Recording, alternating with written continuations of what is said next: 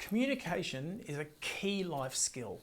Now, the way we communicate, the ability to which we are able to communicate our feelings, our emotions, our message, the way we're able to communicate information to others really has a huge impact on our overall experience of life.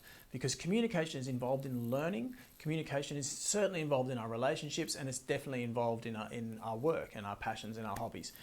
Now, as much as 97% of communication is non-verbal. Now that means that you are receiving communication from another person's body just from the very look of them, just from their energy, just from their gesticulations. You are receiving a huge amount of communication, and you're picking that up, and your brain is transducing all of that sensory information to try and build a picture and understand what that individual is trying to tell you. If that information is causing you a level of stress, then the brain wants to shut down from that, wants to shut off from that. And that affects our learning ability. Because when the brain is in stress, we kind of tend to lose access to, or lose access to a degree of conscious processing, and that literally makes us less intelligent when we can't access the prefrontal cortex. Now, that may just be in verbal communication, but that can also come through in written communication. So when we are trying to read, all language holds frequency. Depending on how well we learn and how we preferentially learn, and what I mean by that is, do we learn better via visual frequency? Do we learn better via an auditory frequency? And do we learn better by a kinesthetic frequency? Now, you will almost certainly have a preference as to how, your brain will have a preference as to how you best learn. And then frequencies outside of your preference can potentially cause the brain stress.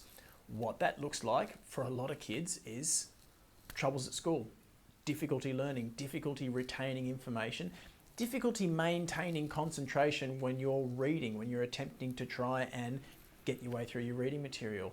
All of a sudden you'll find that distractions are really appealing, and so kids find it difficult to remain focused, and that, when it's not addressed, that can play out through the entirety of an individual's life. When you can remove the stress and remove the blocks that the brain is perceiving around certain frequency bands of language, then essentially what can happen is the brain can then take in all of that information without stress, which means it can process that information to the very best of its possible ability. Now, we have verbal communication, we have non-verbal communication, we've got written communication, and the brain needs to be in balance with absolutely all of it. It also needs to be in balance with holding rapport.